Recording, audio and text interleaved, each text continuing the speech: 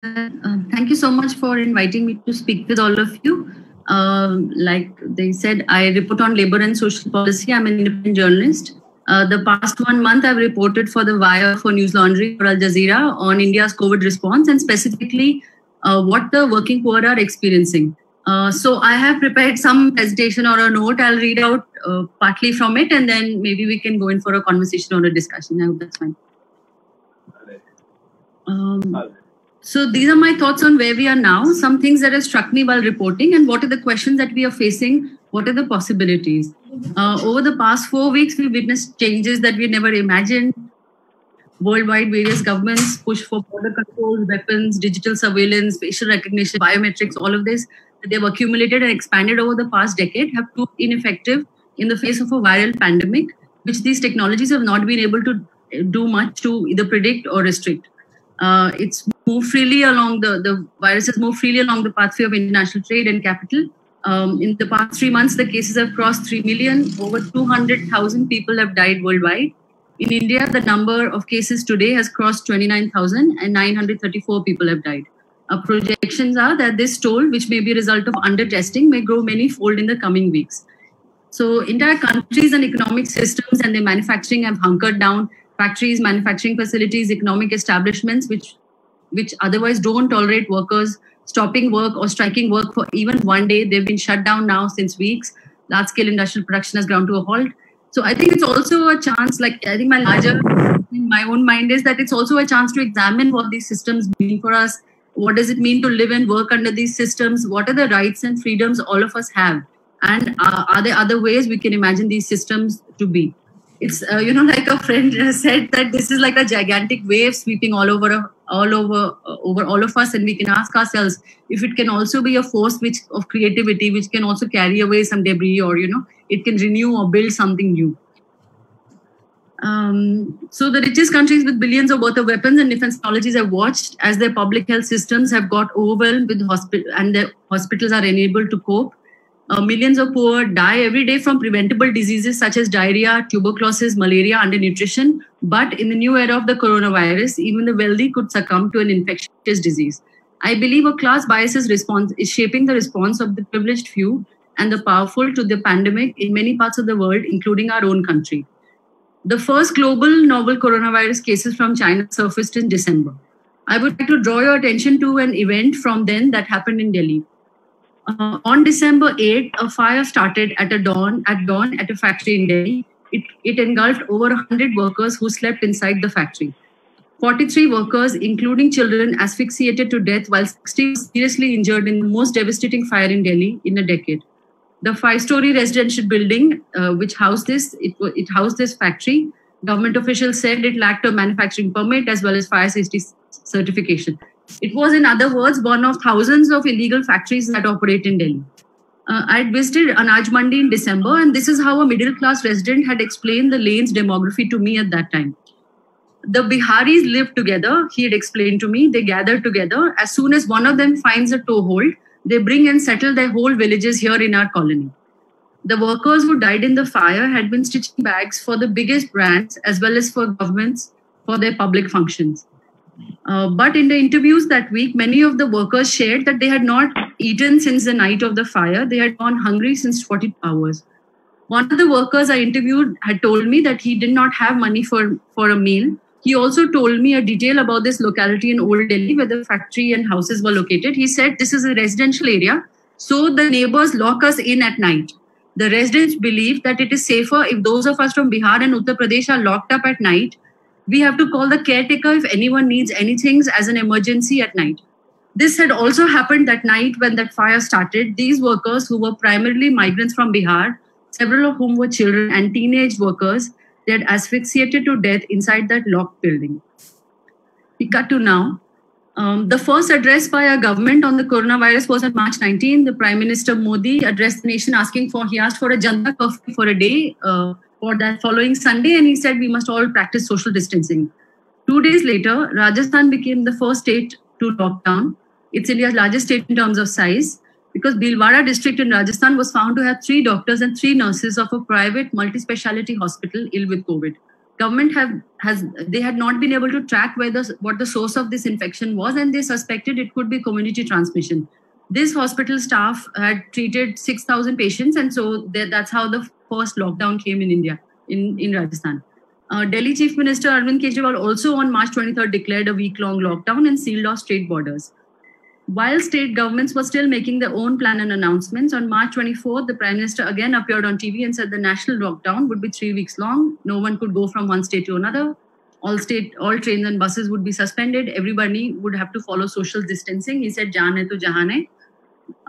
For the next 3 days, there was no mention, after his address, for 3 days, there was no mention of what's income support or what social security is the state planning for various categories of workers. While he had ordered social distancing, the opposite began to happen. We all witnessed this. A forced physical compression started happening instead on the state's borders. Thousands of working poor live and work in factories, like the one at Anaj Mandi in Delhi, and at construction sites, at offices, or on workshop premises, at highway, hotels, dhabas, or on rent in slums in cities. They began walking towards their homes in villages, hundreds of kilometers away on foot. At state borders, as police tried to stop them, thousands got cramped on the roads or in night shelters they were made to walk back to. Government responded with even greater force, coercion, and beating them and criminalizing them. On March 29, the Union Cabinet Secretary and Home Secretary, in a video conference with heads of several states, ordered with the DGP and Cabinet Secretaries of States, Chief Secretaries of State, he ordered officials to prevent large-scale movement of migrants in whichever way. Haryana, a neighboring state, then responded by passing orders imposing penal sanctions, criminalizing migrant workers, and workers started facing both hunger and coercion. Haryana ADGP at that time had said that jaywalking with luggage and family members would be prohibited. Anyone violating the lockdown would be turned back. Workers could be arrested under Disaster Management Act at indoor stadiums, which would serve as temporary jails. But workers have continued to keep walking. Even today, there have been reports of this. I think at construction sites, migrant workers have gone and they've pelted stones and overturned cars, and they're still trying to go home. So who are these workers? Where are they suddenly emerging from? How have we gone so long with so little attention to these workers inside our home, campuses, and cities? I'll share a bit now of some of the reporting that I did and what the interviews and what workers have shared with me and what all I've witnessed in the past few weeks. So in the first report I did on this, I interviewed workers in Delhi's Azadpur, in Gujarat's Kadi industrial area, in Manesar industrial area in Haryana, and in Neemrana, where Rajasthan government has set up a special manufacturing zone for Japanese phones. Among the first things that started emerging was this, that on March 23rd itself, I think a worker from Azadpur, he was telling me that food prices and staple costs had immediately shot up almost overnight. So it was like, if I could get 4 eggs for 20 rupees, now I can get 3, atta, dal, everything had gone up like 10 to 20%. So though Supreme Court now has publicly stated, highest judges have made a jibe about, or like they've said that if they are being served meals, why do they need money? And others have even pointed out that should Supreme Court judges also be paid in meals, if that's the logic that our government institutions are going to employ. The other thing was that some of these workers, they had worked for 15 to 20 years. They had no work security. They were not beneficiaries of this Employee State Insurance Corporation, which gives them entitles them to medical treatment, maternity benefits, and so on. Most of them do not have Provident Fund accounts. They have no written contracts. But those who have worked in Delhi or so on 10 to 15 years, they have slightly wider social networks, which some of them were depending on. So, for example, the Azadpur worker said that he had a friend who was also his landlord 6 years back. He had given him 5 kilo rice for no money and so on. So some of them had those, but the newer workers didn't.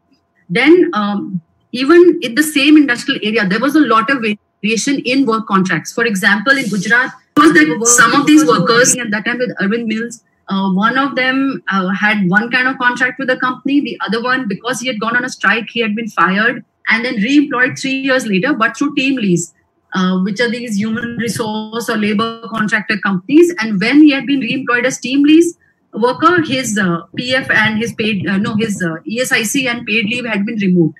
So within the same factory, there were these kind of variations. There has been talk about that, some of these workers are in medium and small enterprises, which anyway cannot afford to give them these formal sort of conditions. But several of these workers are actually working in firms or in sectors which are export sectors. They produce goods which are worth thousands of crores of exports. So the Azadpur worker works in Wazirpur, where the industry association told me that their exports total to about 1,000 crore. They export steel as utensils, pipes, and so on to Middle East and other countries. In Neemrana, where the Japanese manufacturing zone is, the company is a 255 billion revenue company. TeamLease is a 11.6 billion revenue company. But within their own company, they pay the permanent worker 20,000, a contract worker 10,000. A permanent worker has paid leave, which they were still a little bit comfortable about once this lockdown started. Whereas those who have no paid leave or who would start to within their own I think they were completely uncertain. Even though some of these governments had announced that we will be providing food, for the first few days, most workers had no idea where would this food, what would be the center. In Neemrana sort of industrial zone, I think most of them would not even know where the ration shop is. This is not a rural area. Those several thousands of them had walked back. 70,000 of them were still in that zone and had no idea. And they were saying, most of us don't have fridges. We stock food for 3 to 4 days and we don't even know where, like 5 days later, where a meal is going to come from. So this is the level of insecurity and stress that they were being put through. And I think a lot of the recent debate, especially during elections and while attacking this government or that government, the debate is a lot on unemployment, and unemployment has increased and unemployment figures in India.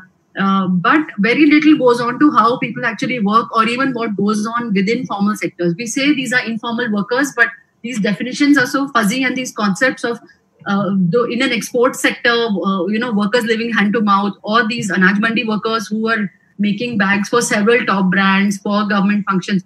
All of them, 3 days after the factory fire, they didn't have enough to eat. So these are, I think, conditions of work which have got normalized. It was something similar in rural areas. I had a chance to report from Bhilwara, but on the 4th. And this district had been sealed down and I was not able to travel there. But because I've worked earlier and researched in this district, I was able to interview workers who work in brick kilns in the mining industry there. They have this sandstone mining industry, as well as rural workers, farm workers, retired miners who are right now working as this thing, as farm workers. So several lakh workers there are employed as casual and contract laborers in and around Bhilwara city. It has 10 industrial areas and over 15,000 registered units that produce synthetic yarn, woolens, cotton yarn, fabric. It's a large textile district. And again, the annual exports total over 1,100 crore. Around the start of the lockdown, 10 kilometers from Bhilwara city is one of this industrial zone where this worker was living, Rakesh Berwa. He spoke to me. He had been desperately trying to call the helpline and had not been able to get any food relief. He was an intrastate migrant in the sense that he had migrated to Bhilwara from Savai Madhopur in Rajasthan, which is 400 kilometers away, but both are in the same state. He worked for a thread manufacturing company called Sangam Spinners. He had worked there 15 years and he told me he had run out of food 9 days after the lockdown. So Rajasthan went into lockdown a little before the rest of the country, 6 days earlier before rest of India. And I was curious about what these workers are experiencing, also to see if what they are experiencing may indicate something for our future, since they were already 6 days further into lockdown. So he said, we are in a very difficult state. We can't get food. We can't go out. And policemen had been posted outside each of these houses. A week or 2 weeks later, when I called him, no relief had still reached this family. Similarly, there were workers who were from Bundelkhand who was stuck in brick kilns in Bhilwara. It is Bhilwara district manufactures almost 100 crore bricks every year. There are about 200 kilns, brick kilns are in and around the city. And several of these workers, one particular kiln, I think again, it's also called the Sangam Bhatta. There were 200 workers there. They had run out of the kharchi that had been paid to them. So there's no monthly, I don't know how much some of you may be familiar that the brick kilns don't really pay monthly wages. You are paid per 1,000 bricks you make. You, your family, maybe your spouse, children, all of you together make 1,000 bricks. And as per that is how your payment is calculated. Then every week you're paid expense. You're paid a kharchi, and that's supposed to be your amount, the money you can spend from. And that kharchi is also adjusted against the number of bricks you make. So these workers had been paid about 2 weeks earlier. They had been paid about 7,000 rupees, but they had run out of it. The brick inn owner had not got in touch with them. Even the next ration shop, even the closest ration shop was 10 kilometers away from the bhatta, and there was no way, they had no idea how to reach there, and they were completely running out of all stocks and this thing. So I think overall, and also similarly, there were the other thing going on in this area was it's a large sandstone export area. Rajasthan accounts for almost half of all of India's sandstone production. The stone this district produces is used as it doesn't weather by seawater, so it's used in sea faces in Europe and Australia and all these places. It's exported to Netherlands, UK, several of these countries. But the workers who work on this stone, it's very brittle, so they literally work with hands and hammers, and they are paid per square foot of slab they make. And though this is very in an export-oriented industry, and it had earned revenue worth 400 crores the previous, in 2017, these workers again were, they were already, they are very vulnerable when it comes to their health. About almost 1,500 workers have been diagnosed with silicosis, which is a non-infectious disease you acquire by inhaling silica dust. A lot of them are tuberculosis patients, and they had simply been locked in. Inside their homes. There was a lot of police presence, and they were all, the only instruction was just don't go out of your house. No surety at all about wage, food, what kind of provisions would they be getting, and so on. And also what happens to the treatment which gets interrupted for TB and silicosis workers. So overall, if you look at the data, most workers in India are in an employment structure which makes them especially susceptible to this crisis. In 2015, we had a workforce about 46 crore, of which 47% was self-employed. So nearly half were self-employed. And the other half, about 36% are casual wage workers. Only 17% of all workers in India, barely, not even a third of workers are what would we call regular wage workers. And even by that, all it means is you get a monthly salary. It's not like a kharchi system like the bhatta, but you get a monthly salary. And within that, you may still not have a written contract. If you actually, Azim Premji University has done this study where they applied this, that they examined all workers with contracts. That came to a particular number, say 30%. Then you applied how many of them got paid leave or any social benefits, it reduced further. And then you apply how many have a written contract, it drops even further. So finally, about 17% are regular wage workers. Another statistic which may be interesting is that though the monthly salary recommended by the 7th Central Pay Commission as a living wage, a survival wage adequate for India, is about 18,000. In 2015, 92% of all women and 82% of all men earned less than 10,000 rupees. I think several of these actions, given the circumstances, the way our policy on this is going on, it clearly shows class bias. The decisions are largely being taken by a privileged class of people who are far more, it seems almost like their main concern with this constant emphasis on only social distancing. It seems as if main concern is to not contract the infection themselves. It's an infection which can even reach the powerful, it can reach the elite, and just stay inside your home, don't come out. That sort of instructions were been given, with little concern about the consequences of the lockdown for the poor. Within Delhi, I've been able to go out a few times to report. I've gone with food vans and interviewed workers whom they were distributing food to. And what the first thing, if you're able to step out of the city right now in the national capital, one of the first thing that strikes you is just how inequality is embedded within our homes and in our cities. So one of the first interviews I've done was in Chanakyapuri, Nana Niketan. The South Delhi University South campus is right here, and there's some construction going on in one of the colleges. The construction work, this area is next to several international embassies. This particular construction site, it was a CPWD, Central Public Works Department, CPWD site, central government site. And all those laws should definitely apply at a central government work site. But obviously none of these were being employed. These workers, they had been caught trying to travel with their bags and their children. They had been sent back from their outer ring road. Police had caught them, hit 2-3 of them, and sent them back to the construction site. They explained to me that a day earlier, the contractor, the Thekedar, had paid them about 5,000, 6,000 rupees, and how they understood and processed it was that now that he's made a payment, this work relationship is over and we are free to go. One of the workers said it in a way which I thought was very insightful, and it's something that struck me. He said, "Inhe sirf kaam se matlab hai." that's also how workers and like see the relationship when they are coming to the city and these work sites, that okay, these employers, all that matters is they need to extract work from us, and then there'll be a payment. This payment has come, so we are free to leave. Others had also expressed at that time that they were feeling more stressed. They said dil bhari ho raha hai, there was tension. One of them, like the younger children were here, the older children were back in the villages with their parents, with their in-laws, because most construction workers are unable to educate their children when they come to cities. None of our cities, municipalities, governments have made any provisions for construction workers' children to be able to go to school. They said the schools asked for proof of residence and so on. And so because they couldn't educate the children here, the children are back in the villages. And obviously these parents are anxious that they need to get back to their families. Some said that they need to go back to harvest the wheat crop. And also, I think ultimately it is just the sense that perhaps I would be better off at home than I would be here.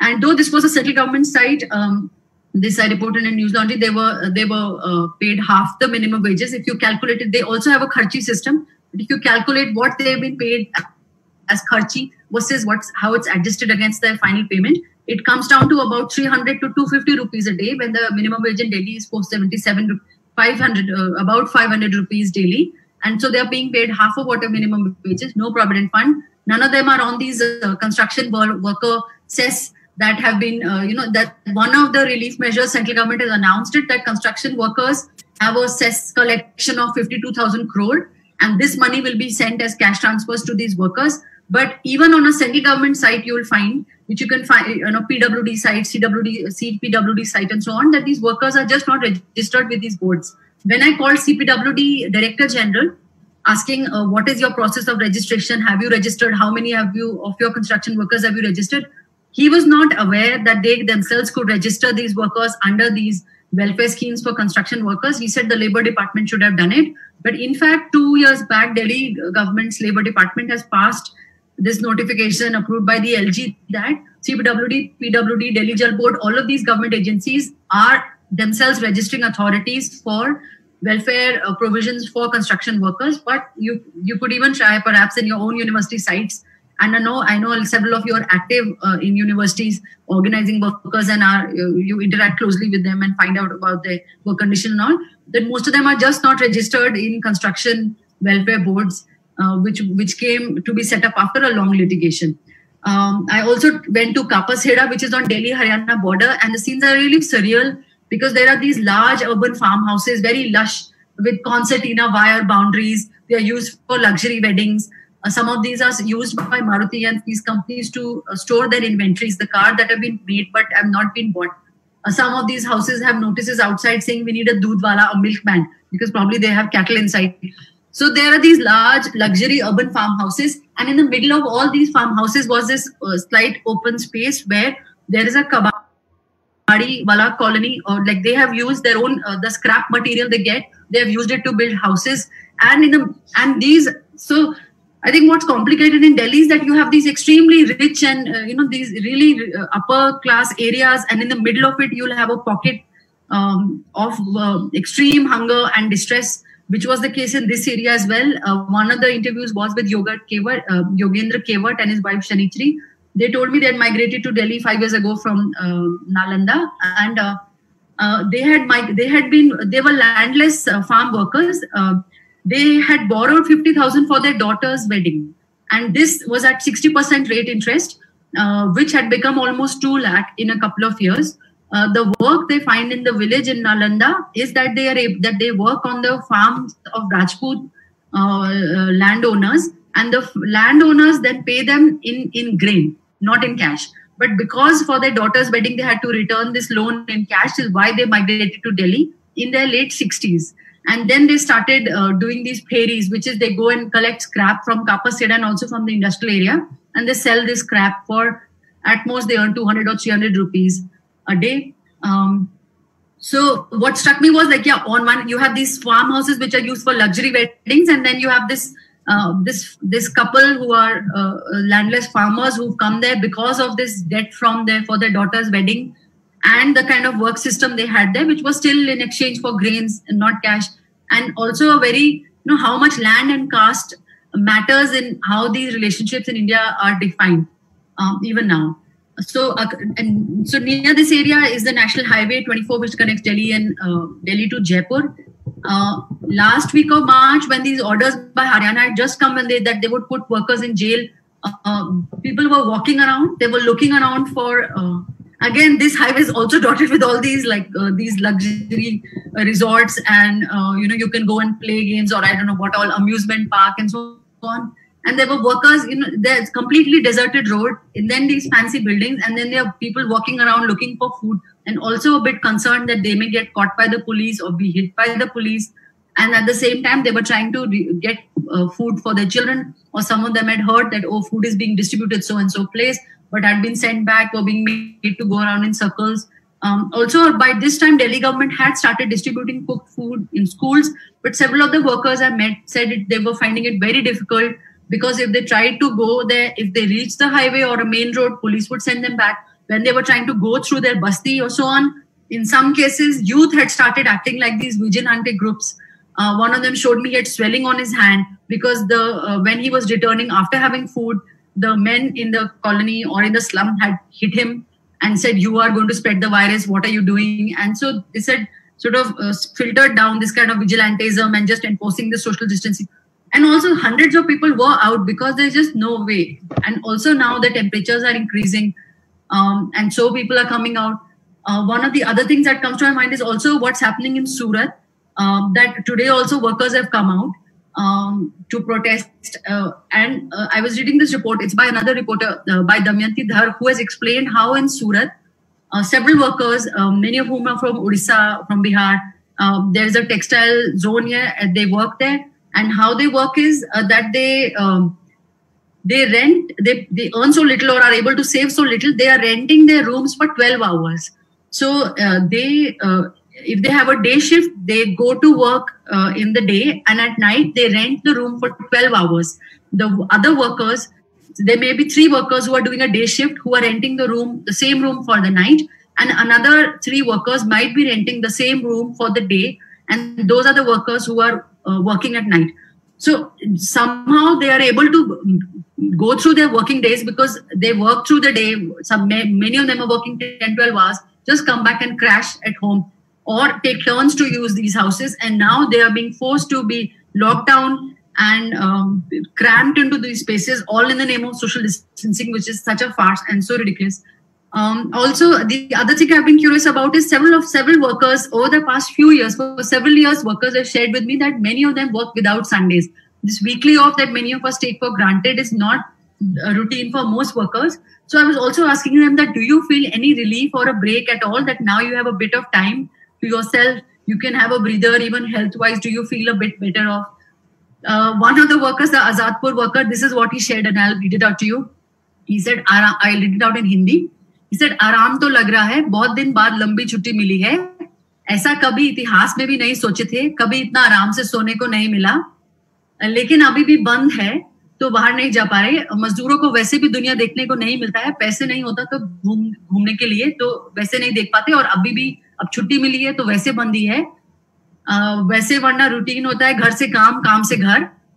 Then he was also pointing out all the temperature कि अभी गर्मी बढ़ रही है, छत ज्यादा गर्म हो जाती है, फिर लोग बाहर जाते हैं. Vishnu himself has a feature phone, but this is a comment he was making about smartphone owners, that he said वैसे WhatsApp वाले उसी में ही तबाह हैं. That's what he said, that they are just engrossed in WhatsApp. Though the younger workers who do have smartphones, he himself is in late 40s. He says their whole day goes into WhatsApp, फिर वो data खत्म हो जाता है, then they try come out. And then he had warned around this time that अगर train नहीं खोलेंगे तो और तबाही हो जाएगी, लोगों में गुस्सा भड़क रहा है. Today itself, there have been reports, like I mentioned, that sewer construction workers have stormed construction site and overturned sites. Thrown stones at construction site and overturned cars. And I'll just finish now with some, I think there is one of the other things that has struck me is there's been a lot of debate and certain data shared on migrant workers, who are these migrant workers? And to some extent, I felt like, I don't know, when we are using the term migrant workers, is something being lost in the term because it's very all-encompassing. By the census definition is that if you are found at the time of the census to be in a place different from where you were born, then you would be counted as a migrant. But what a few scholars have pointed out, especially Jan Bremen and others, that in India, this migration of the urban of the working poor is characterized by a certain circularity. He refers to them as footloose workers and seasonal migration, circular migration. Those are the terms used. And one of the main reasons, I may read out some of the things from what he said in the interview to the Hindu 2-3 years back. He said, what is being made in India right now at impressive rate are paupers. He also explained that England amended its poor laws in 1834 to pauperize the rural labor and drive them to the cities. Our countryside has witnessed, in India, the countryside is witnessing an agrarian crisis. Agriculture is not able to provide livelihood for the land poor and landless classes who have lived in the villages from time immemorial. So they are forced to leave the villages. But the city doesn't want them either. The policy of the municipality in every Indian city has been to periodically evict the poor. He says he studied this phenomena in Ahmedabad, where the poor are evicted from their homes that are close to the work site, displaced to the outskirts where no work is available. They try to find employment but are unable to establish themselves even in the slums. They hang around in the labor chalks. Then they become pavement dwellers. There's no shelter for them in the night. Then weeks pass by without any work at all. They go back to the villages. He also pointed out BJP current government has cut the education budget. He's saying what's happening right now in India is not skilling but de-skilling. Another thing he points out, which is helpful, he makes a comparison between China and India in terms of the working poor's migration. He says he notices 3 differences between these 2 regions that he's worked on. That firstly, Chinese migrants have some property in the villages, whereas in India, they are mostly landless. Second, the Chinese migrants have been to school, but the Indian ones are illiterate. Thirdly, you won't see children at work in China, but in India, you do. So I think these are some aspects when we are discussing about migrant workers. I think this issue of land and caste in India is quite important, and we are not being able to capture this that much in our discussions and debates or in the news or how it's being reported.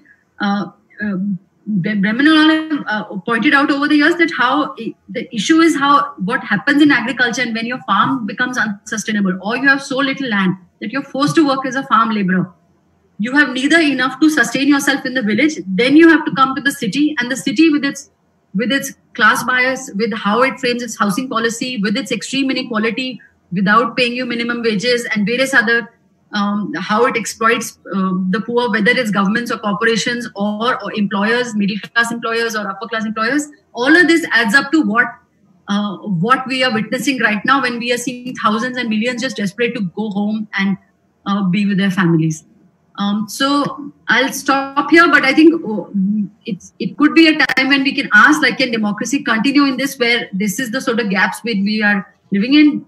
What does this current state we are living in mean for civil liberties? How may workers respond in coming weeks? Are there any new possibilities, whether of improving social security or beyond these exploitative conditions of wage work that we have become so accustomed to tolerating? I'll stop here and we can discuss more.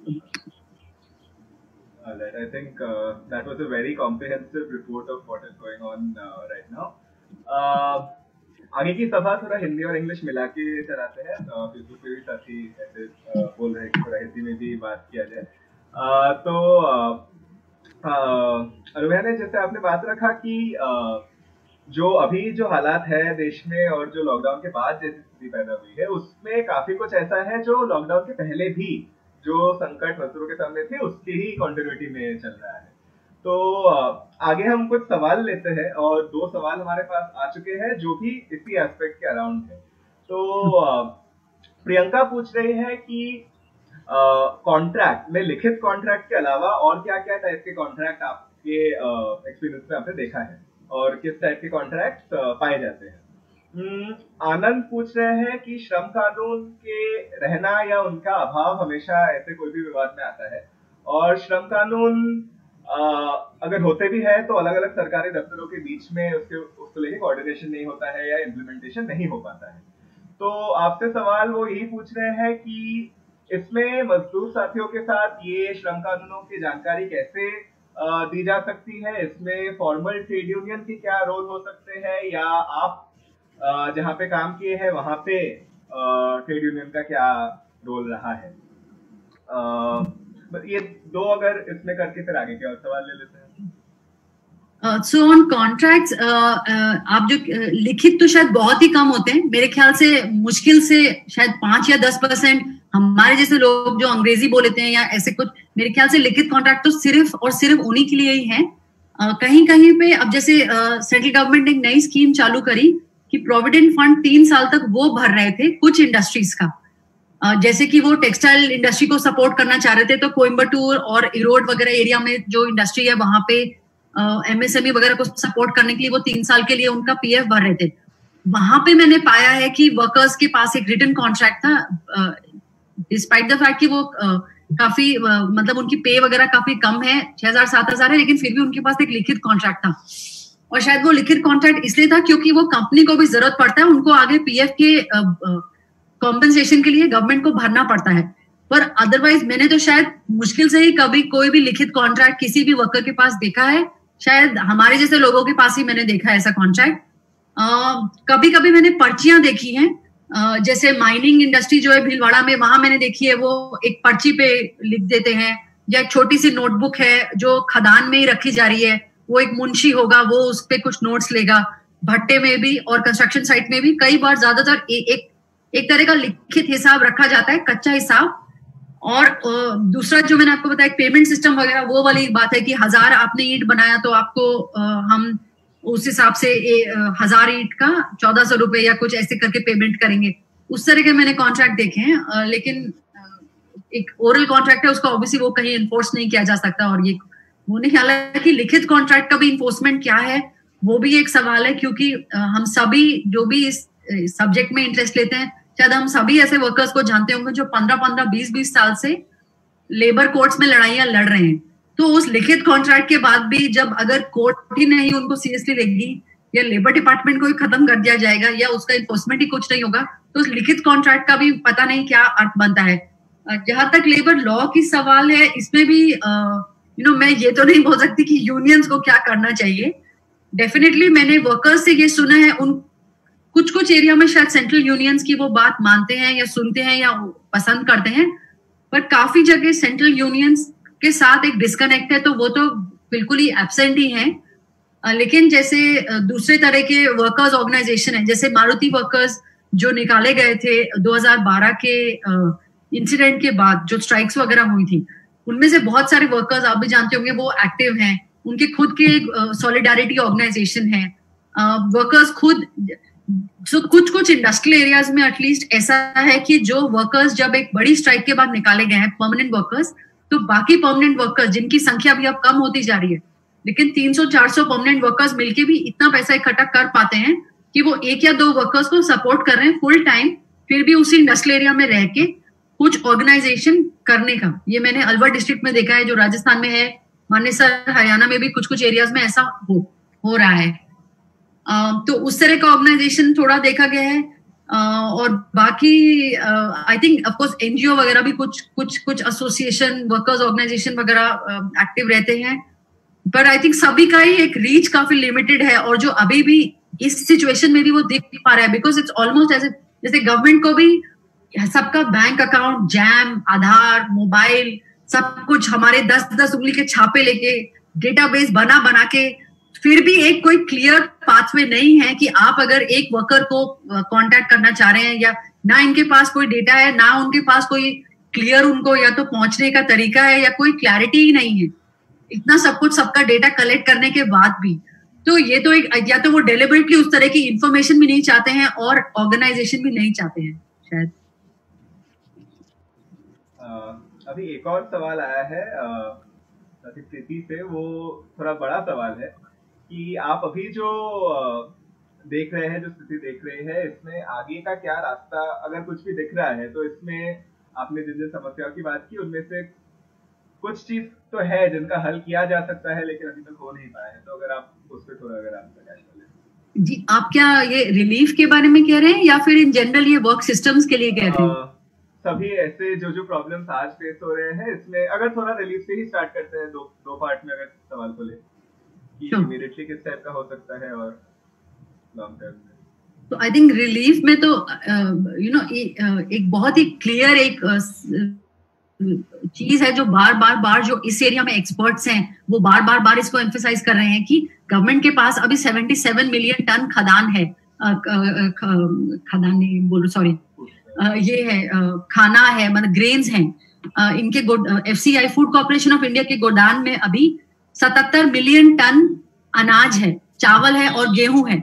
John race जो एक economist है, उन्होंने आज से 20 साल पहले ये calculate किया था, जबकि ये अनाज की संख्या काफी कम थी, कि ये इतनी बोरियां हैं कि अगर आप चाहें तो आप धरती से चांद और चांद से वापस धरती आ सकते हैं। आप अगर उन बोरियों को लगाएंगे साथ में जोड़ के, तो इतना डिस्टेंस ट्रैवल हो जाएगा कि आप चांद तक पहुंच के वापस आ जाएं। लेकिन आप इस खाने को और इस अनाज को बांट नहीं रहे हैं। इंडियन गवर्नमेंट ये करती है कि ये प्रोक्योर करती है, जो कि एक उनका फार्मर्स के वोट से भी रिलेटेड एक चीज है, कि ये उनसे अनाज खरीदती है एक मिनिमम सपोर्ट प्राइस पे। वो अनाज इन गोडाउन्स में रखा जाता है और फिर इसका बफर अमाउंट माना जाता है 20 मिलियन टन। फिलहाल जितना बफर होना चाहिए, जितना एक्स्ट्रा होना चाहिए, उससे भी 3 गुना ज्यादा है। उसके बाद भी हालांकि सरकार ने ये अनाउंस किया कि 3 महीने तक वो 5 किलो अनाज सबको फ्री देगी या डबल करके देगी, लेकिन अभी तक भी वो बांटा नहीं जा रहा है। और अभी भी स्टेट्स ये कह रहे हैं कि आप आधार दिखाइए, आप राशन कार्ड दिखाइए। यूपी तो बायोमेट्रिक ऑथेंटिकेशन भी फिलहाल भी करने की कोशिश कर रहा है। और यूपी में कुछ वर्कर्स इलाहाबाद से मुझे बता भी रहे थे कि एक हफ्ते तक उनको बार बार चक्कर लगाया जा रहा है। वो यहाँ पे गवर्नमेंट फैक्ट्री में काम कर रहे थे और वापस अपने गाँव जा चुके हैं। उन्होंने बताया कि 3-4 चक्कर लगाए जा चुके हैं राशन दुकान से, कि उनका राशन कार्ड वहां है लेकिन उन्हें वापस भेजा जा रहा है कि आज आपकी उंगली नहीं आई, आज इंटरनेट नहीं है, आज डेटा नहीं है, इस तरह की बात। और दिल्ली गवर्नमेंट ने अब उनको कल हाईकोर्ट से भी ऑर्डर आया है कि आप ये अनाज बांटिए, लेकिन वो अभी तक उसको नहीं मतलब उन्होंने एक ऑनलाइन प्रोसेस शुरू करी थी कि आप अप्लाई कर सकते तो हम बांटेंगे, लेकिन हाईकोर्ट ने कहा है नहीं, जिसको भी चाहिए आप दीजिए। राजस्थान ने भी इस तरह का ऑर्डर निकाला है कि आप जरूरत के बेसिस पे दीजिए। आप ऐसा टाइम जब आपके पास इतना अनाज पड़ा हुआ है, ये वो टाइम नहीं है जब आप ये बोलेंगे कि ये कागज दिखाइए और वही कागजात दिखाने की बात वापस आ रही है। दूसरा एक national social assistance pension scheme है जो कि मिनिस्ट्री ऑफ रूरल डेवलपमेंट से चलाई जाती है। हमने ज्यादातर डिस्कशन पीएफ और इसका सुना है, अटल पेंशन वगैरह का, लेकिन इसमें सब में वर्कर्स को खुद कंट्रीब्यूट भी करना होता है। National social assistance pension scheme एक ऐसी रूरल डेवलपमेंट की स्कीम है जिसमें जो नॉन कॉन्ट्रीब्यूटरी पेंशन है, यानी कि आप अगर 60 साल से ऊपर हैं, यदि आप विधवा हैं या आप डिसेबल्ड हैं, तो आपको ये पेंशन हर महीने दी जाएगी अगर आपके स्टेट गवर्नमेंट ने आपको उस लिस्ट में ले लिया है। कायदे से तो ये सबको मिलनी चाहिए जो भी विडोज, डिसेबल्ड और 60 से ऊपर अप्लाई करें, लेकिन ये भी 3 करोड़ के ऊपर के करीबन में फ्रीज कर दी गई है, जबकि 3 गुना लोगों इसके एलिजिबल हैं। क्योंकि ये एक नॉन कॉन्ट्रीब्यूटरी पेंशन है, ये बहुत इंपॉर्टेंट है, क्योंकि ज्यादातर अनऑर्गेनाइज वर्कर, जब हम देख रहे हैं कि जब 2-3 दिन में भी ऐसी स्थिति आ जाती है कि लोगों के पास खाने का भी मुश्किल हो जाती है और कोई सेविंग्स नहीं है, यही वर्कर्स जब 60 साल के होंगे या 70 साल के होंगे तो इनके किस तरह की सेविंग्स होंगी, और वो अभी फिलहाल इस तरह के काम करने की सिचुएशन में वो कैसे एक कॉन्ट्रीब्यूटरी पेंशन स्कीम में ज्वाइन कर पाएंगे। इसलिए एक नॉन कॉन्ट्रीब्यूटरी, क्योंकि आपने सारी जिंदगी उनकी वेज चोरी करी है, तो कम से कम एक आप नॉन कॉन्ट्रीब्यूटरी पेंशन स्कीम में अगर उनको आप रखते हैं कि आप उनको 60 इयर्स के बाद या किसी वनरेबिलिटी में वो एक पेंशन उनको वो इंटाइटल्ड होंगे, तो उस स्कीम के लिए गवर्नमेंट ने कहा है कि 500 रुपए दी जाएगा। लेकिन 500 रुपए पर महीने में कुछ भी नहीं है, वो 3 दिन में खाना भी खत्म हो जाएगा। 500 रुपए में आप क्या खरीदेंगे? वो एक पेंशन स्कीम है जो शायद गवर्नमेंट को बढ़ानी चाहिए। इसमें सेंट्रल और स्टेट गवर्नमेंट दोनों कंट्रीब्यूट करते हैं, लेकिन जो सेंटर का शेयर है वो 2006 से अभी 14 साल से 200 रुपए पर मंथ पर बेनिफिशियरी पे फ्रोजन है। कुछ स्टेट गवर्नमेंट है, जैसे हरियाणा गवर्नमेंट 1000 रुपए ज्यादा देती है, लेकिन उसमें स्टेट गवर्नमेंट का कंट्रीब्यूशन है वो 1000 रुपए और सेंट्रल गवर्नमेंट का जैसे 200 रुपए। तो सेंट्रल गवर्नमेंट को अपनी तरफ से अपना कंट्रीब्यूशन भी बढ़ाना चाहिए और स्टेट गवर्नमेंट्स को भी कम से कम जो मिनिमम वेज का हाफ है वो तो पेंशन उनको देना चाहिए। आई थिंक ये 2 रिलीफ मेजर्स हैं which could be effective at least in the short term. And जो ओवरऑल आप कह रहे हैं, आई don't no, you know, because I think पूरा सिस्टम ही हमारा इतना एक अजीब, इतना एक्सप्लॉइटेटिव और इतना कास्ट बेस्ड, इतना क्लास बेस्ड सिस्टम है। So that's why I was saying कि ये जब सारे ये प्रोडक्शन सिस्टम रुके हैं और पब्लिक हेल्थ वगैरह पे एक तरह का फोकस सबका ऑटोमेटिकली जा रहा है, अगर हम सच में गहराई से इस मोमेंट से कुछ सीख सकें और कुछ दोबारा बना सकें तो शायद कुछ आशा बनती है, वरना शायद नहीं। अभी अगला जो सवाल है वो इस क्राइसिस का जो रिस्पॉन्स आया है उसको लेके है। तो आप खुद अपने फील्ड में, जर्नलिज्म में आप जो देख रहे हैं, बाकी जो पत्रकार है या बाकी जो न्यूज चैनल जिस तरीके से इस क्राइसिस पर रिपोर्ट कर रहे हैं, जिसमें मजदूरों के मुद्दों को एक तरीके से दरकिनार किया गया है, उसको हाईलाइट उस हिसाब से नहीं हुआ है। बात अगर होती है तो तबलीगी जमात की होती है और हिंदू मुस्लिम की हो रही है। तो इस तरीके के रिपोर्टिंग के हालात को लेके अगर आप कुछ कहना चाहें तो वो पहला। और दूसरा एक और सवाल है कि इसमें सिविल सोसाइटी का जो रिस्पॉन्स रहा है इस पूरे क्राइसिस में, कई जगह पे कोऑर्डिनेशन का दिक्कत रहा है। और आप अगर खुद भी अलग अलग संगठनों के साथ आपका अगर कुछ एक्सपीरियंस रहा है देख के, तो किस तरीके से कोऑर्डिनेशन बेहतर किया जा सकता है, किस इमीडिएट अगर उस पर कोई आपका सुझाव है? Sure.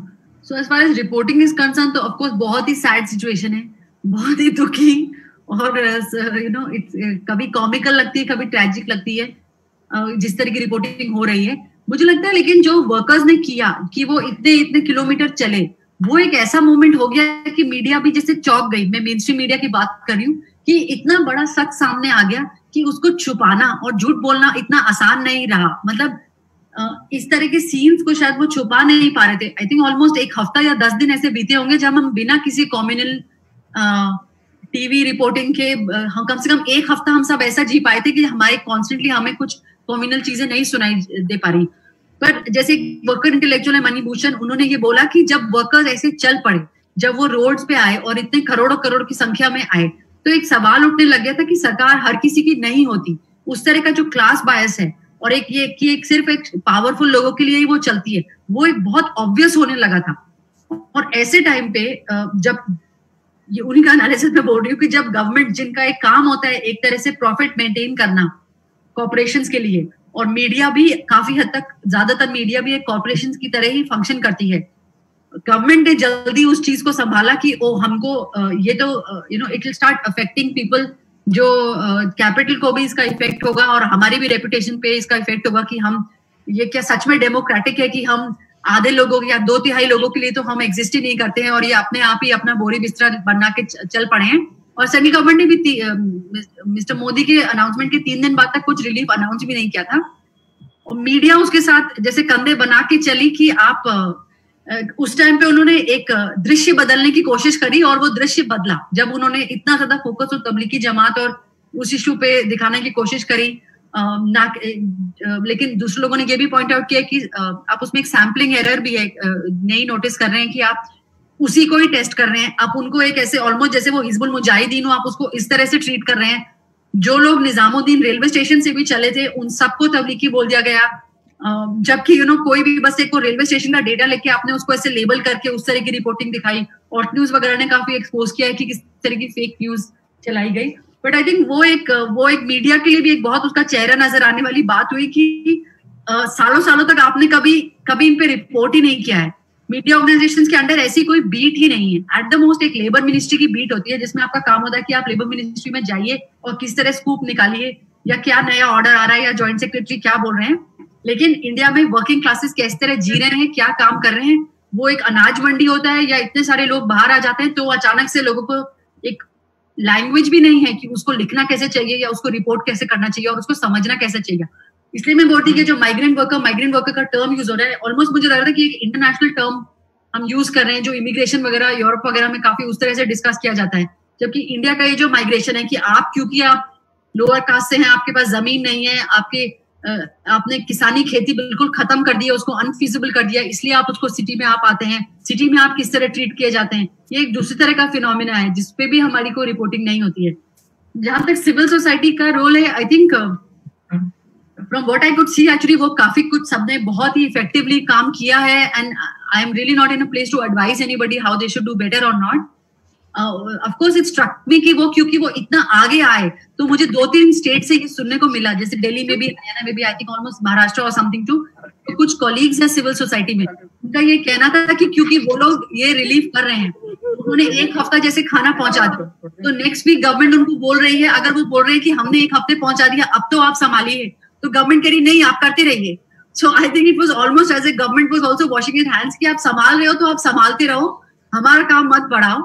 And even when home ministry asked, home ministry ने इन सब जो भी ऑर्गेनाइजेशन जिनके पास FCRA है, जिनके पास फंड्स आते हैं, उनको कहा है कि आप पूरा एक लिस्ट बना के रखिए कि आपने कितना कितना खाना बांटा और क्या क्या मील आपने दिए। और मैं इसमें एक परसेंटेज वगैरह भी आपके साथ शेयर कर सकती हूँ। जो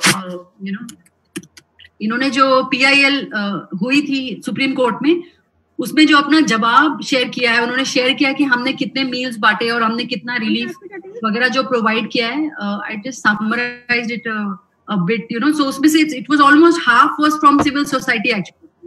Yeah, so union government ने submit किया था डेटा कि अप्रैल 7 तक उन्होंने जैसे 103,727 people had been housed in relief camps. इसमें से almost 40% यानी कि 4 लाख लोगों को NGOs ने शेल्टर किया था और 17,000 फूड कैंप रखे गए थे, जिसमें से 50%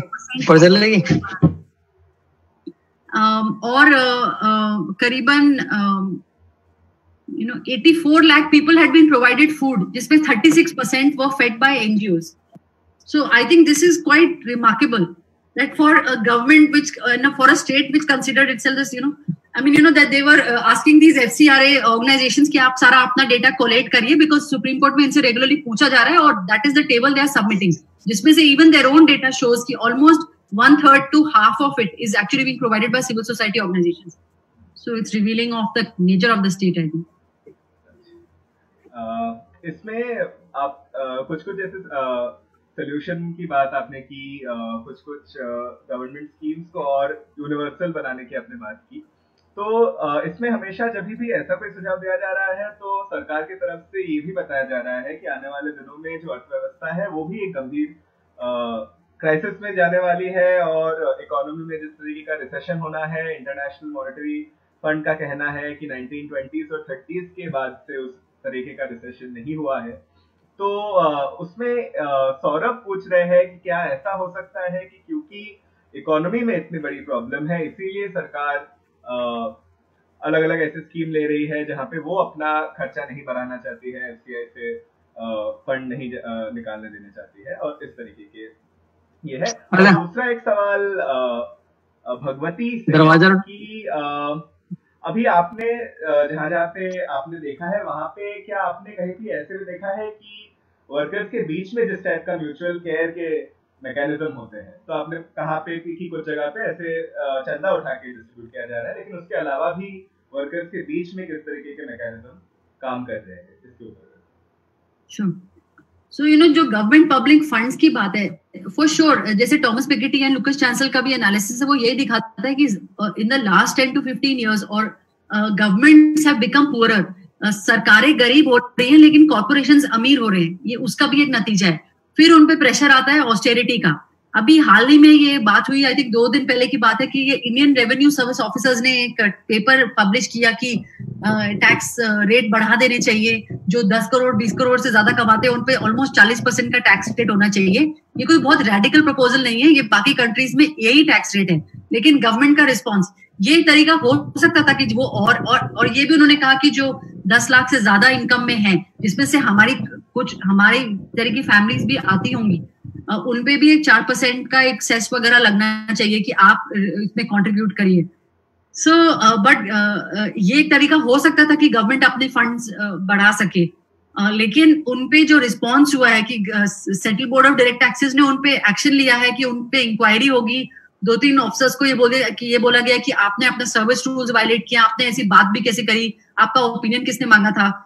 I think in a society we need a system which has far more transparency and far more public debate on what is going on. Only then can one, only then will even citizens trust the government कि yeah, this is the funds, this is the pressures, this is the places where resources can be raised from, and उसके हिसाब से ये decision ली जा रही है.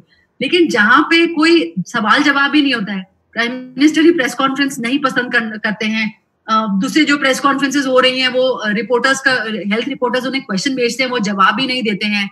Testing वगैरह की बात होती है तो वो डेटा भी बहुत दिनों के बाद वो अपलोड हो रहा था. कुछ दिन पहले मुझे लेबर मिनिस्ट्री वाले बता रहे थे, ऑफिशियल्स ने ये मुझे इंटरव्यू में कहा कि एक पोर्टल बनाया जाएगा जिसमें अब तक कितना रिलीफ बांटा गया है वो अपडेट किया जाएगा. ये क्वेश्चन है कि ये इतना सारा हमें डेटाबेस और टेक्नोलॉजी के बारे में बताते हैं, लेकिन जब इनसे कोई इन्फॉर्मेशन चाहिए होती है तो all of that technology disappears. वो सारा कंप्यूटराइजेशन और वो सब ऑनलाइन चीजें वो सब इंटरनल डैशबोर्ड में चली जाती है और जनता को कुछ देखने को नहीं मिलता. तो इस तरह की चीजें ऑलरेडी उसके लिए कहीं ज्यादा पारदर्शिता होनी चाहिए कि उस तरह के लोग भी उसको ट्रस्ट कर सकें और ऑन बोर्ड हो जिस तरह के डिसीजन लिए जा रहे हैं उस पे। जहां तक वर्कर्स की म्यूचुअल केयर की बात है, yes I think for almost मैं दोनों तरह की चीजें देखी है। एक तो मैंने जो आपको बताया कि एक विजिलेंटिज्म सिस्टम भी है, जो कुछ लोगों ने रिपोर्ट किया कि जब उनको लग रहा है कि खुद के गांव में भी और खुद की बस्ती में भी कुछ लोगों ने डंडा उठा लिया है। कुछ एरियाज में मैं खुद नहीं गई या मेरी उनसे डायरेक्टली बात नहीं हुई जिन्होंने उठा लिया था, टू अंडरस्टैंड कि क्या इसमें भी कोई कास्ट या क्लास डायमेंशन भी है, कि वो एनफोर्स करेंगे। सरकार ने क्या बोला है कि कोई घर से बाहर नहीं निकलेगा, डिस्पाइट ये कि घर के रहना अंदर रहना आसान बात भी नहीं है, फिर भी वो जिस तरह से खुद वायलेंटली इम्पोज कर रहे हैं, एक उस तरह का कल्चर भी है जो rich colonies as well as middle class colonies as well as slums में भी है, उस तरह का डंडा उठा लेना। और एक ये भी हुआ, ये घटना भी हुई कि ये मारुति के पास जो गांव है अलियर, वहां पे जो रेजिडेंट्स हैं उन्होंने मिलके बिहार से जो वर्कर्स थे उनकी पिटाई कर दी कि आप लोग यहाँ से सब्जी ले रहे थे, उनको कुछ तबलीगी उससे लिंक करके उनका बहुत पिटाई करी, उनका सर फोड़ दिया। उनमें से एक मारुति के वर्कर थे, कोई बेल सोनिका के वर्कर थे। तो एक इस तरह का विजिलेंटिज्म एंड वायलेंस भी है। और काफी इंसिडेंट्स में ये भी है, जैसे जो मेरा फर्स्ट रिपोर्टिंग भी था जो मैंने शेयर किया आपके साथ कि दिल्ली यूनिवर्सिटी साउथ कैंपस में कंस्ट्रक्शन साइट है, वहां के वर्कर्स बैग लेके जा रहे थे और पुलिस ने उनको पिटाई करके वापस भेज दिया। उन्होंने मेरे साथ ये भी शेयर किया कि जब वो रोड तक पहुंचे तो उनको लस्सी और बिस्किट्स ऑटो वाले बांट रहे थे, कुछ वहां पे शायद खड़े थे और उस तरह से वो खाना शेयर कर रहे थे। जो पहले के वर्कर्स हैं दिल्ली में, उन्होंने भी ये बताया कि कैसे वो आपस में, जो मैंने आपको बताया कि उनके खुद के जो कोई और वर्कर थे जिनके जो उनके मकान मालिक रह चुके हैं, उन्होंने अपनी तरफ से इस तरह की मदद करी। तो ये ये खाना शेयर करना और अनाज शेयर करना, ये इस तरह के एग्जाम्पल्स फॉर श्योर देखने को मिल रहे हैं। At the same time there is also I think certain tensions within communities, and of course वो इतना स्ट्रेस में है तो इस तरह का टेंशन भी होगा। अच्छा, एक आखिरी सवाल पे ये क्वेश्चन आंसर खत्म करते हैं यार। आपने एक जो बात बोली कि कुछ कुछ ऐसे मांगे आज उठाए जा सकते हैं जिसको लेके हम आज बातचीत शुरू भी कर चुके हैं, कि कुछ कुछ ऐसे चीजें लाए जा सकते हैं जो पहले के जो प्रॉब्लम्स थे उसको उसके समय में ही लाए जाने चाहिए थे, लेकिन कभी उसको लेके बात नहीं हो पाए। तो कि कोई अगर एक जगह पे इतने सालों से रह रहा है, काम कर रहा है, वहां पे वो राशन नहीं ले पाता है, या वहां पे अपने बच्चों को स्कूल में नहीं भेज पाते हैं, या हॉस्पिटल नहीं जा पाते हैं, ऐसे चीजों को अभी के क्राइसिस के समय में सबके लिए खोल दिया जाना चाहिए। लेकिन ऐसे जो कंडीशन है वो पहले के ही कंडीशन थे। तो अगर एक तरफ ये टाइप की मांगे और इससे बातचीत करना भी छोटे स्तर पे ही लेकिन संभव हुआ है, तो क्या ये क्राइसिस में आप कुछ ऐसा देख रहे हैं जिसके वजह से मजदूर वर्ग के अंदर अपनी व्यवस्था को लेके जो चेतना है वो एक तरीके से और बड़ी है, या उसके विकल्प में क्या हो सकता है, कैसा समाज बन सकता है, उसकी चेतना और फैली है? इसको लेके मतलब स्पेसिफिकली क्वेश्चन ये आया है कि is there anything in the lockdown or pandemic that is contributing to worker consciousness among its different sections? तो अगर उस पे अगर आप कुछ कहना चाहें। Sure. No, I think जहाँ तक सोशल सिक्योरिटी का सवाल है, I think it's always a slightly easier question to tackle. It's a question of वो रिसोर्स एग्जिस्ट करते हैं, अभी वो कहाँ स्पेंड करे जा रहे हैं वर्सेस कहाँ स्पेंड किए जाने चाहिए। From time to time government change होती है और कुछ का थोड़ा एपेटाइट होता है कि हाँ हम सोशल सिक्योरिटी करने को तैयार हैं, जो कि हमने यूपीए के टाइम में देखा। वेदर इट वाज उन्होंने वही नेशनल फूड सिक्योरिटी एक्ट लाए या नरेगा स्कीम चालू किए, कुछ चीजों में उन्होंने दे वर विलिंग टू कंसिडर। हालांकि वो भी एक उस तरह का एक आधार बेस्ड सिस्टम और सर्वेलेंस बेस्ड सिस्टम्स भी साथ में लाते हैं, जिसमें पता दिखता है कि अभी भी स्टेट सिटीजन को ट्रस्ट करने को तैयार नहीं है। So those are two aspects which are something which are clear, जहाँ पे क्लियरली काम किया जा सकता है।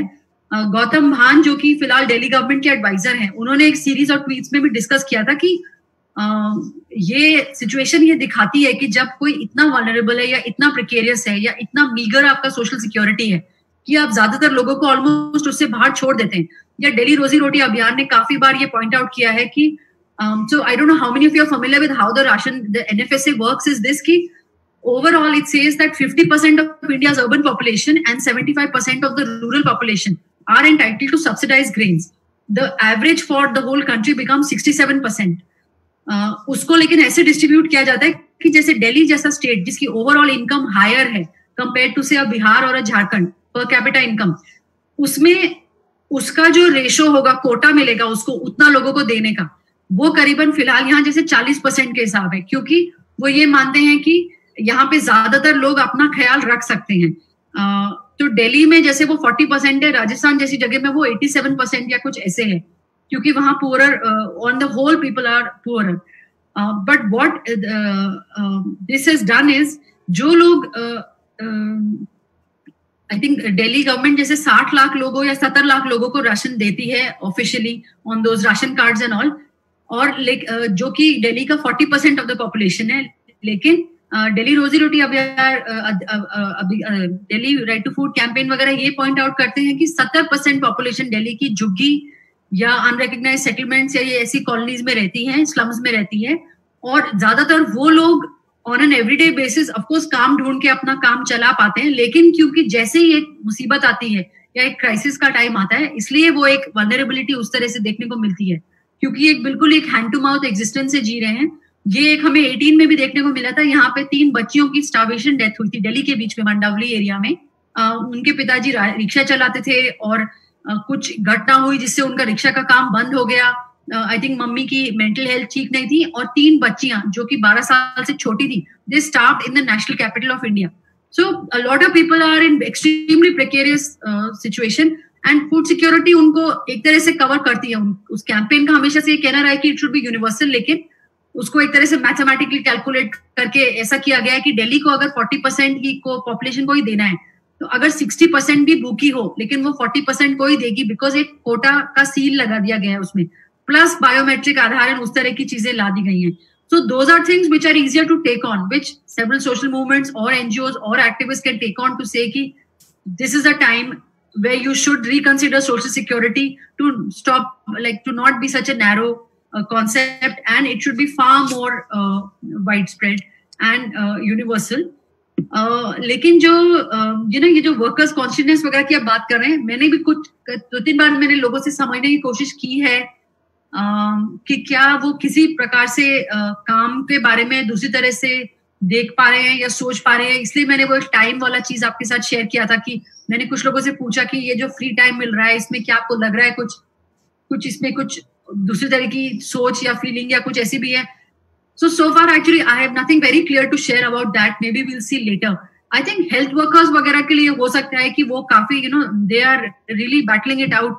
उनको बहुत कम प्रोटेक्शन है। Sanitation workers and health workers who are on the front line, that they must be acting far more assertive. Maybe we are not getting to hear their voices as much as what's going on right now. And plus from time to time we are seeing that चाहे वो गांव में हो या शहर में हो, एक कॉन्फ्रंटेशन वाले इंसिडेंट्स भी बढ़ रहे हैं धीरे धीरे करके। सूरत में ही हमने 3 एपिसोड देख ली। हालांकि बार बार बोला जा रहा है कि इंडिया में बड़ा डिसिप्लिन तरह से चल रहा है, लेकिन एक बार बार कहीं कहीं से एक वो फूट रहा है, एक तरह का डिसोबीडियंस भी फूट रहा है। So I don't know what kind of shape will that take, but also what is a far more like I think in the long term a larger question that's staring all of us is this कि Europe वगैरह या western ने जो एक model था कि गांव से लोग शहरों में जाएंगे, वहां पे उनको प्रॉपर जॉब मिलेगा, उस प्रॉपर जॉब की एक तनख्वाह हुआ करेगी, उसकी पेंशन हुआ करेगी। आई थिंक 20-30 साल से हम देख रहे हैं कि ये सच नहीं है, ये मॉडल पूरा नहीं होने वाला है। यूरोप वगैरह में भी वो ऑलरेडी वो सिस्टम खत्म हो रहा है, और यहाँ पे वो पूरा कभी आ ही नहीं पाया, और उससे पहले ही वो स्केल बैक हो रहा है। दूसरी बात ये कही जा रही है कि ये आर्टिफिशियल इंटेलिजेंस आ रही है और उतने वर्कर्स की जरूरत ही नहीं पड़ेगी, तब एक यूनिवर्सल बेसिक इनकम वगैरह का उस तरह की चर्चा चल रही है। तो उसमें भी एक सोचने की जरूरत है कि अगर इस तरह की बातें आ रही हैं, अगर work, the concept of work itself is changing, what does it mean? Should we keep asking for the same things and for the same laws from 50 years back, और do we need to think of something new और a new concept? How should we view work? How should we view livelihood? How should we view our own lives? एक मन्नू करके हमारे एक दोस्त और colleague हैं, उन्होंने इंडिया फोरम पे उन्होंने कुछ बातें करी थी, उनकी बातें मैंने ट्रांसलेट और ट्रांसक्राइब करके इंडिया फोरम पे एक आर्टिकल है, what do workers want, in which he also takes on, उन्होंने ये robotics, technology, time theft, wage theft, ये सब क्वेश्चन को टैकल किया है, which perhaps some of you might find it interesting to read. ये 2-3 महीने पहले का आर्टिकल है, what do workers want, the author is Mannu Mazdoor. But I think those are the terms we all need to think of right now instead of talking of artificially, how to maintain these jobs which are already very bad. David Harvey has also written in Jacobin this one piece. You may have seen it. He's spoken about how ये जो अभी restaurants वगैरह या इस तरह से जो public लिए ऐसा खाना share किया जा रहा है, बांटा जा रहा है, क्या हम इन मॉडल से कुछ सीख सकते हैं about our own sustenance and how we support and care for each other. Alright, so we will end today's conversation over here. It was absolutely lovely to have you, Ananya, for this discussion. Thanks so much. And for everyone who joined today, this was the 4th session of our series, Understanding the COVID-19 Public Healthcare Crisis. And we hope to have more conversations like this about the sparks that are developing for the future ahead, the problems that we face and that we are together confronting. So thank you everyone for joining in, and thank you, Ananya. Thank you so much.